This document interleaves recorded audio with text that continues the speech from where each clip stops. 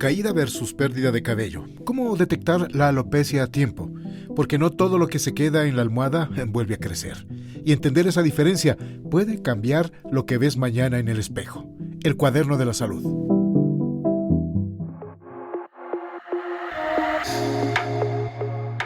Este es el cuaderno de la salud de El Comercio.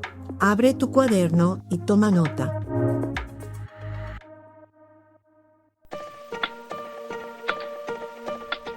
Saludos cordiales a esa gente buena, a esa buena gente que escucha el cuaderno de la salud. Hoy tenemos para ustedes un tema sumamente interesante. Hay momentos pequeños que pasan desapercibidos.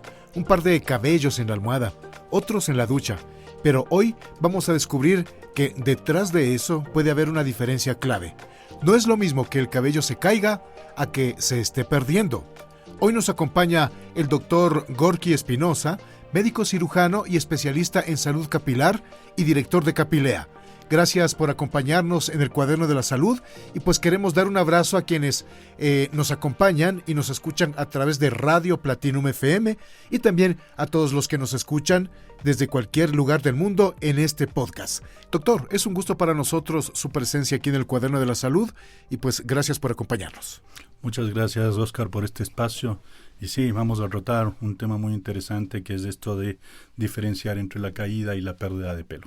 Este es un tema que me cae el pelo a mí, definitivamente, ¿no es cierto? Sí, por supuesto que sí, Oscar. Sí, y vamos a aprender mucho, lo sabemos, y quisiera que comencemos desde el principio, doctor, para empezar y poner un poco las cosas claras. ¿Cuál es la diferencia entre caída de cabello y pérdida de cabello? Hay una diferencia marcada. Sí, a ver, la caída puede ser normal. De hecho, una de las fases en el crecimiento del pelo es la caída. ¿Y por qué es importante remarcar esto? Porque la caída lo que va a permitir en estas fases de crecimiento normal del pelo es un recambio de este pelo, que venga un pelo joven a reemplazar a un pelo antiguo. Entonces, es normal, la caída puede ser normal. Que nosotros en un momento podamos tener una caída excesiva por otras razones, sí, pero esto no implica pérdida. La pérdida en realidad se da cuando nosotros ese pelo que se cayó no lo podemos reemplazar por uno nuevo, o este pelo paulatinamente va perdiendo primero calidad y después ya definitivamente no vuelve a crecer. Entonces allí tenemos una pérdida. Y esa es la diferencia clara que existe. Ahora, nosotros de pronto, como personas comunes, no nos damos cuenta, ¿sí? ¿En qué momento esta deja de ser algo normal?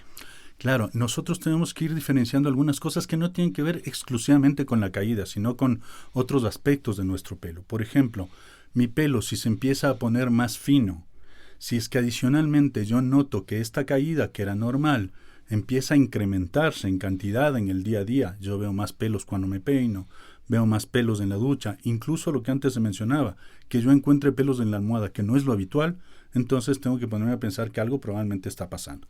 Y si adicionalmente yo tengo antecedentes familiares, por ejemplo, en el caso de la alopecia androgenética, entonces yo voy cerrando este círculo de condiciones que me hacen pensar en que yo podría estar ya frente a una pérdida, no solo exclusivamente frente a una caída. Es decir, yo entiendo algo que el cabello se vuelve cada vez más fino antes de desaparecer. Pero, ¿cómo podríamos explicar esto fisiológicamente para que la gente entienda? Bueno, en el caso de la alopecia androgenética, ¿qué es lo que ocurre? Que la persona que tiene esta condición hereditaria tiene muchos receptores en su pelo directamente a una hormona. Entonces, esta hormona cada vez que va llegando, que esta hormona es normal, pero cada vez que llega y se juntan estos receptores que están en el pelo, va a hacer que el pelo paulatinamente se vaya afinando y que se siga afinando y llegue a un proceso que se llama miniaturización. Se hace muy finito, pero también queda muy pequeñito, ya no sigue creciendo a un ritmo normal y después ya va a desaparecer este pelo. Entonces, esas son las cosas que van a ocurrir hablando de la fisiopatología de esta condición que es la alopecia androgenética. ¿Es como que se le va cortando un poco el flujo de sangre y por eso se va volviendo cada vez más fino, tal vez? No, en realidad no. Esta hormona es la que se encarga de hacer que el pelo se afine. Nosotros no podemos detener el flujo sanguíneo allí que tiene. En el cuero cabelludo la circulación es normal, el cuero cabelludo está bien. Por eso yo antes mencionaba, el problema está directamente en el pelo. Directamente en el pelo. Ahora, yo he escuchado algunas cosas, doctor, de pronto que la gente dice, ay, qué bonito, tu pelo es bastante fino, pero eso es un llamado definitivamente de atención. ¿Cuál es la condición normal de un cabello? Ya, nosotros lo que tenemos que distinguir aquí es un pelo fino constitucional de un pelo que habiendo estado con otra condición vaya afinándose. Es decir, yo tengo un pelo fino constitucional, pero la caída de mi pelo sigue siendo la misma durante todo el tiempo de mi vida, quiere decir que mi pelo es así, es fino por constitución. Pero si yo antes tenía un pelo grueso y cada vez voy sintiendo que la calidad, la textura de mi pelo ya no es la misma cuando yo lo toco, entonces sí me doy cuenta que mi pelo se ha afinado. ¿Qué es lo que me suelen decir los pacientes? Siento mi pelo como que yo estuviera tocando una plumita. Entonces, ese es un poco algo que hace que el paciente ya distingue que su pelo no es exactamente igual que era antes. Y por allí esta es una orientación de que algo está pasando con ese pelo. Hay algunas personas que terminan llegando a la calvicie, digamos así, pero no deberían serlo. Entonces, entiendo yo que hay diferentes tipos de alopecia. ¿Nos podría comentar cuáles son estas? Sí, claro, hay distintos tipos de alopecia. Digamos que las más frecuentes que nosotros vemos son la alopecia androgenética, la alopecia areata, y vemos también algo que se denomina la alopecia por tracción. Entonces, un poco para ir definiendo cuáles son cada una. Perfecto. La alopecia androgenética es esta condición que yo había mencionado previamente, que se debe al efecto de la hormona sobre el pelo y es una condición hereditaria. La alopecia areata se caracteriza por la presencia de unas pérdidas de aspecto circular, que pueden ser únicas o pueden ser múltiples. Obviamente, siendo múltiples, la condición quiere decir que es más severa y en algunos casos esta puede avanzar hasta que haya una pérdida total del pelo. Entonces, ¿en qué se diferencia? La una ya habíamos hablado que es de carácter hormonal. Esta otra, la alopecia areata, es una reacción autoinmune, es decir, nuestro cuerpo no reconoce a nuestro pelo como propio y lo empieza a destruir. Y lo va destruyendo hasta cuando nosotros podemos hacer un tratamiento que vaya a frenar este ataque que está haciendo el sistema inmunológico a este pelo. Eso iba así, es como una enfermedad autoinmune de alguna manera. Sí, es una condición autoinmune. Uh-huh. Entonces, este pelito puede regenerarse. A veces es autolimitada, digamos, llegó esta condición hasta un momento y el pelo vuelve a crecer sin necesidad de intervención.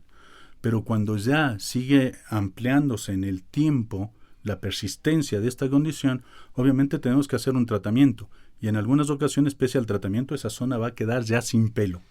Y finalmente, la otra que yo les había hablado, la alopecia por tracción, lo vemos generalmente en pacientes que tienen peinados muy ajustados, por ejemplo, ¿Ya? Y a lo largo del tiempo esto mantenido va dañando al folículo y el folículo afectado también se pierde, también se muere, como en el caso de la alopecia androgenética, pero el efecto no es el mismo. El por qué se presenta. Este es básicamente por tracción. Ya, doctor, de pronto para que la gente lo relacione, ¿usted se refiere a tal vez personas que utilizan esos geles que son y quedan con un peinado muy fijo, muy firme? ¿O cómo lo podríamos relacionar? No, en realidad tiene que ver con un acto de tracción sobre el pelo. Es decir, cuando me hacen unas trencitas muy ajustadas y esto pasa todo el tiempo, todos los días, durante muchos años, ese pelito se va a ir afectando y terminan muriendo algunos de esos pelitos. En otras condiciones, personas que usan todo el tiempo esos peinados muy ajustados, esas coletas muy ajustadas, pues también van a tener un problema con esto. Y lo vemos también en consultas. Llegan pacientes a consultar, nos dicen, estoy perdiendo aquí en esta zona, pero no tengo antecedentes, a mi pelo no le pasó nada. Básicamente se me formaron entradas donde antes yo no tenía. Y ahí les pregunto de los peinados ajustados y es generalmente lo que ocurre. Cuando hablamos de esto, relacionamos inmediatamente a los hombres, pero también hay casos de mujeres que pasan por estas circunstancias. Claro que sí. El caso, por ejemplo, de la alopecia androgenética, en nuestro país ya la estadística dice que 1 de cada 3 hombres tiene alopecia androgenética y 1 de cada 4 mujeres. Entonces, está muy a la par. Antes se pensaba que era una condición exclusivamente del hombre, pero hoy también, como les comento, ya la estadística nos va mostrando que los casos en las mujeres se van acercando también en la frecuencia como en el hombre. O sea, de hecho, yo creo que cuando a una mujer le llega es mucho más impactante porque el cabello para las mujeres es mucho más importante que los hombres, digámoslo así, o no sé. Y yo pienso que no, porque ya en la consulta, en el cara a cara con el paciente, bueno, el paciente hombre nos describe también las cosas que le pasan. Es víctima de burlas por parte de su familia primero, en principio por molestarle, después, claro, ya encontraron a quien molestar continuamente. En el trabajo también. De hecho, hay estudios en los que nos hablan que un 45% de las personas que van perdiendo pelo tienen aislamiento social, empiezan a tener también depresión, ansiedad. Entonces la parte psicológica también se ve afectada. Y esto el hombre nos lo dice. O sea, mi autoestima siento que está muy, muy acabada, muy destrozada por mi pérdida de pelo. Obviamente al hombre que le enseñaron en la sociedad, no, el hombre tiene que ser fuerte, al hombre no le tiene que pasar nada, tiene que actuar como que no tuviera sentimientos. Pero ya en el cara a cara, en la consulta, el paciente nos cuenta cuáles son sus vivencias, cuáles son estas condiciones que le van afectando y que van medrando su autoestima. ¿De qué dependerá, doctor? Estoy pensando, porque como verá, yo soy una persona y pues, realmente a mí no me afecta mucho psicológicamente, pero yo entiendo que hay muchas personas que sí acuden y necesitan terapia también para poder enfrentar de mejor manera esto. Y sí, claro que sí. De hecho, hay pacientes que incluso una vez que ya hicieron un trasplante porque tomaron la decisión de cambiar esta zona en la que tenían estéticamente una pérdida, pues siguen todavía con ansiedad porque pese a esa pérdida ya quedó grabado en su cabeza cómo se veían antes, cómo se sentían. Entonces, no es que siempre vamos a poder complacer al paciente, tiene un buen resultado, un excelente resultado, pero ese paciente se sigue viendo mal. Entonces, en esas condiciones, sí, nosotros también le sugerimos al paciente acudir a un psicólogo para que le pueda ayudar, sobre todo en este tema de autoestima, ¿no? Sí. Que la persona no logra verse como de verdad está. Entonces, pero ¿de qué puede depender? Realmente no lo sé, yo creo que ese ya es un tema más psicológico, pero dentro de lo que nosotros podemos ayudar al paciente, hacemos que se sienta mejor. De hecho, muchos pacientes nos dicen a nosotros, una vez que ya vieron que su trasplante creció, varios me han dicho, doctor, es que usted no sabe lo que representa para uno volverse a peinar. Esa sensación es distinta. Entonces, bueno, sabemos que nosotros con esto vamos cambiando también la vida del paciente porque los pacientes nos lo dicen. Claro que sí, si buscan de alguna manera una atención es porque hace falta. Y también me parece muy interesante lo que usted menciona, doctor, que la parte esta de la que los hombres no nos podemos quejar de cosas, que somos muy fuertes, que somos, digamos que los proveedores y tantas cosas que nos han impuesto en la sociedad. Nos lleva la estadística de que de 10 suicidios que hay, en hombres, 8... de 10 suicidios, 8 son hombres. Y eso tiene mucho que ver con el poderse desahogar, el poder expresar también. Y llegamos a la parte del cabello, también debe ser importante, ¿no? Claro, sí. Varias condiciones al hombre le pueden afectar. Claro, no lo puede decir abiertamente, además porque la sociedad juzga otros aspectos, no solo el hecho de que el hombre tiene que ser fuerte. Hay pacientes que han llegado a la consulta y dicen que no vaya a ser muy afeminado haciéndose tratamientos para pelo, que en su familia siempre ha habido pérdida de pelo y que no pasa nada, que tiene que acostumbrarse.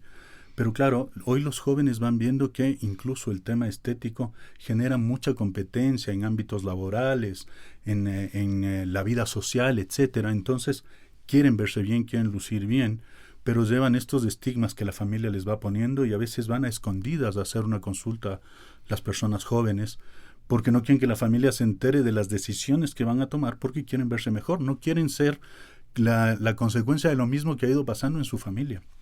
Qué interesante, doctor. Y dijo una palabra usted hace un momento, los jóvenes, y pues estamos yo creo que en un momento de muchos cambios. Por ejemplo, hace unos días tuve un tema muy interesante que hablaba sobre la hipertensión arterial les está llegando cada vez a más jóvenes.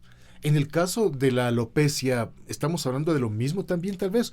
¿O hay algún rango de edad en el que ya comenzamos a notar esto y nos llama la atención? No, sí, es adecuada esta perspectiva que Oscar nos acaba de plantear. Nosotros teníamos pacientes habitualmente de entre 30 y 55 años, pero hoy en la consulta estamos teniendo pacientes de 17, 18 años que llegan, pacientes de 20 años a los que ya hemos tenido que hacer trasplante capilar, aunque muchas normativas internacionales dicen debería empezar a los 25. Yo no puedo irme en contra de una voluntad de un paciente que se siente mal, se siente afectado emocionalmente, y que yo le condene y le diga, no, tienes que esperar 5 años más para que tenga la posibilidad de operarte. Si el paciente está desesperado, y yo digo, prefiero hacer un trabajo con un paciente que confió a dejarle a esta persona que vaya vagando por allí de lugar en lugar y que a la final incluso le puedan hacer el trasplante personas que no son profesionales. Entonces yo me encargo de proteger también a este paciente cuando puedo hacerle un trasplante conversando previamente con él, explicándole que va a necesitar un tratamiento también a futuro cuando se trata de una alopecia androgenética para que no siga perdiendo el resto de su pelo que todavía tiene en su cabeza. Entonces, ese también es un tema importante. Muchos pacientes caen en manos de personas que no son profesionales de la salud y que terminan teniendo unos resultados desastrosos justamente porque nosotros nos ponemos muy escolásticos y decimos, es que si es que cumplió 24 y 11 meses todavía no le puedo operar. No podemos ser así. Tenemos que flexibilizar y entender también las circunstancias de nuestro paciente. Doctor, en el caso de la presión, como le comentaba, hay algunos parámetros que indican por qué este camino de que la gente más joven está incrementando su presión.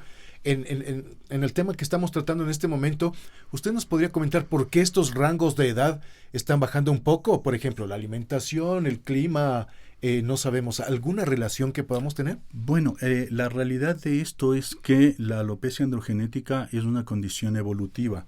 Cuando nosotros estábamos en la época de las cavernas y nos fijamos un poco en las figuras que nos presentan, nosotros parecíamos osos, teníamos mucho pelo. Luego, el descubrimiento del fuego y el uso adecuado del fuego que fuimos teniendo para protegernos del frío, obviamente hacía que el pelo que teníamos, que era muy grande, deje de ser un factor de protección y tenía además que limitarse la cantidad de pelo porque ya teníamos un elemento que nos caliente. Entonces, biológicamente nosotros hemos ido evolucionando para que nuestro pelo no sea el mismo que era cuando estábamos en otras condiciones. Luego empezamos a vestirnos, a utilizar primero pieles de animales y ahora utilizamos un montón de elementos que nos cubren, incluso gorras, sombreros, boinas y nos ponemos pañuelos, un sinfín de cosas en la cabeza. ¿Qué es lo que pasa? Que nuestro organismo empieza a interpretar esto como ya no es necesario el pelo, tenemos que eliminarlo. Y por eso, claro, con miles de años de evolución, hoy la biología dicta que todos nosotros deberíamos ser calvos. ¿Qué ocurre? Que hoy existe esta lucha entre la estética y la biología. Obviamente, si nosotros fuéramos netamente entes biológicos y no tuviéramos esta relación social, diríamos, está bien, todos deberíamos ser calvos. Pero ¿qué pasa? Que ya nos adaptamos nosotros a nuestra estética, cómo nos vemos con el pelo, y no queremos vernos distintos. Entonces, empezamos a buscar ya las condiciones que nos permitan mejorar la calidad del pelo. Pero tiene que ver con este factor netamente evolutivo. Y bueno, y salen películas como Rápido y Furioso con 5 calvos y todos queremos ser como ellos. Claro, es así, pero es lo que nos vende Hollywood un poco, pero también nos vende Hollywood el tema de lo que representa el calvo. El calvo puede ser, por ejemplo, cuando nos presentan a un extraterrestre que nos va a secuestrar y nos va a llevar a otro mundo, es calvo. Los individuos que están en las cárceles y que son los que más atacan a los nuevos y cosas así, generalmente son calvos. Entonces son tipos que lucen agresivos. En la lucha libre uno ve un montón de gente que se rapa porque también da este aspecto de agresividad. Sí. Me veo agresivo de pronto yo, ¿no? No, pero digo, eso es un poco lo que nos venden también el cine, ¿no? Las películas del tipo agresivo o fuerte no debe tener pelo. Es más o menos esa un poco la idea. Entonces, hay gente que a mí me dice, lo que pasa es que los calvos son así porque tienen exceso de testosterona. Mentira. Sí, qué bueno comentar eso, porque yo he escuchado mucho de eso. Sí, exactamente. Entonces, claro, todo el mundo dice, si estos tienen exceso de testosterona, por eso lucen así, agresivos. Pero en realidad no se debe siquiera a la testosterona, sino a una hormona que se deriva de la testosterona, y es apenas del 5% de la testosterona, esta hormona. ¿De acuerdo? Ajá. Entonces, no tiene nada que ver lo uno con lo otro. Así que también hay que considerar estas cosas. Los pacientes piensan que hay un problema hormonal y en realidad el problema no es hormonal, sino de receptores a nivel del pelo. Qué interesante. Doctor, ¿cuáles son los errores más comunes que nosotros estamos cometiendo o los que pueden cometer el error cuando hablamos de cuidado del cabello, ¿no? Claro, a ver, yo creo que el principal error que uno comete es negar. Es decir, no se me está cayendo mucho el pelo, no, es solo porque no he dormido bien, no es porque estoy estresado, y siempre vamos negando, no, ya esto mismo no, yo no tengo familia que tenga problemas de pelo, no, bueno, sí, mi padre perdió pelo, pero porque tenía 80 años, no por ninguna otra cosa. Entonces, siempre empezamos a negar y a encontrar alguna justificación para esto. Y segundo, posponer la consulta. Empiezan primero a hacer tratamientos caseros, escucharon por allí que el romero les ayuda, se aplican 2, 3 veces, como no hay cambio, porque además nos hemos vuelto inmediatistas, no veo un cambio rápido, no me creció el pelo inmediatamente al ponerme romero, entonces tengo que ir a otra etapa en la que me pondré aguacate, cebolla, etcétera, y estoy haciendo tratamientos empíricos que yo, como digo, no tienen una evidencia científica. No descarto que en algún momento alguno de estos elementos que se utilizan podría tener alguna sustancia que pueda ayudar, pero científicamente no hay algo que haya hecho que tenga un seguimiento y que nos pueda decir, sí, ¿sabe qué? Aplíquese cebolla y en su vida el pelo le va a crecer y nunca más se le cae. Entonces, esa es la otra etapa, ir hacia tratamientos empíricos que no han resultado. Y tercero, llegar a una consulta cuando ya tienen condiciones avanzadas. Cuando si hubieran llegado a tiempo, seguramente ni siquiera hubieran tenido que llegar a un trasplante capilar. Perfecto. Quisiera remarcar algo en este momento porque seguramente hay personas que nos escuchan y se sienten identificadas con lo que estamos hablando. Si yo ya estoy en una condición avanzada, puedo tener la condición. ¿Cuál es la recomendación que recibe la persona que va y se atiende, por ejemplo, en Capilea?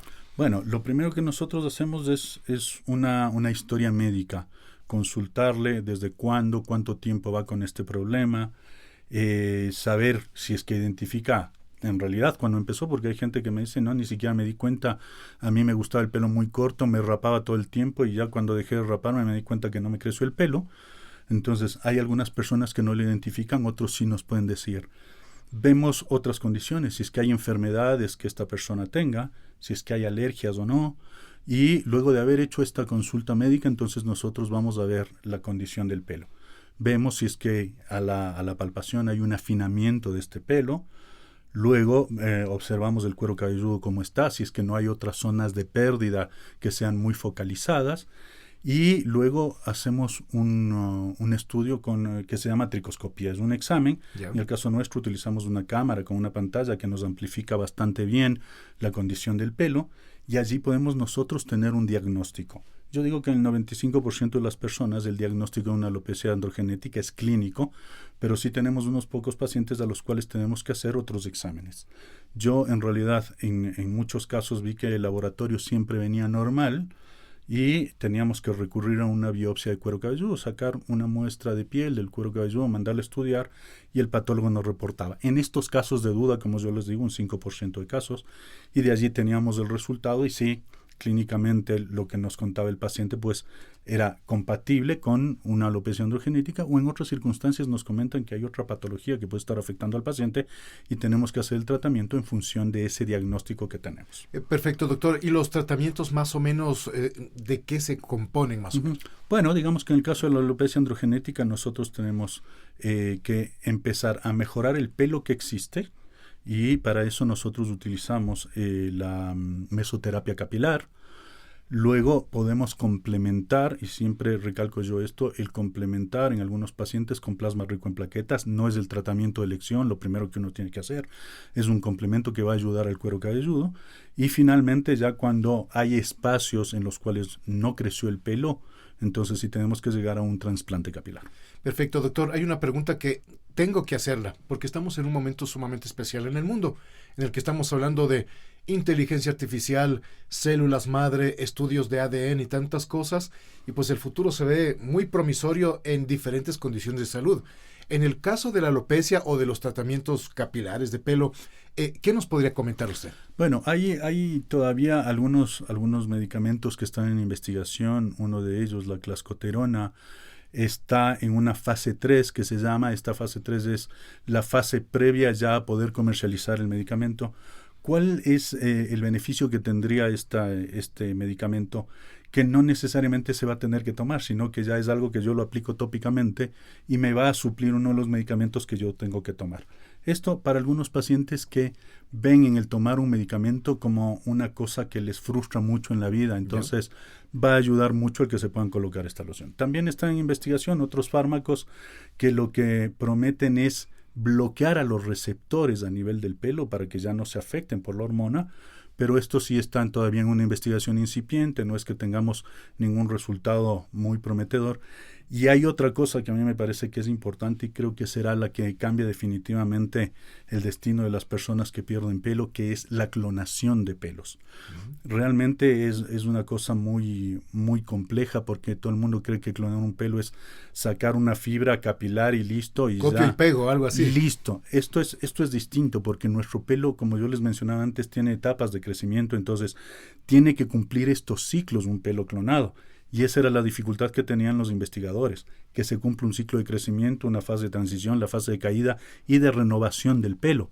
Entonces tuvieron que integrar, digamos, otros elementos, otro tipo de células también que participen dentro de esto, que no era solo una fibra capilar y ya, sino que es un conjunto especializado de células, es decir, es como un órgano independiente microscópico el pelo que tiene que cumplir con todos estos ciclos. Y para eso ya llegaron a estudios en los cuales lograron clonar en ratas estos pelitos.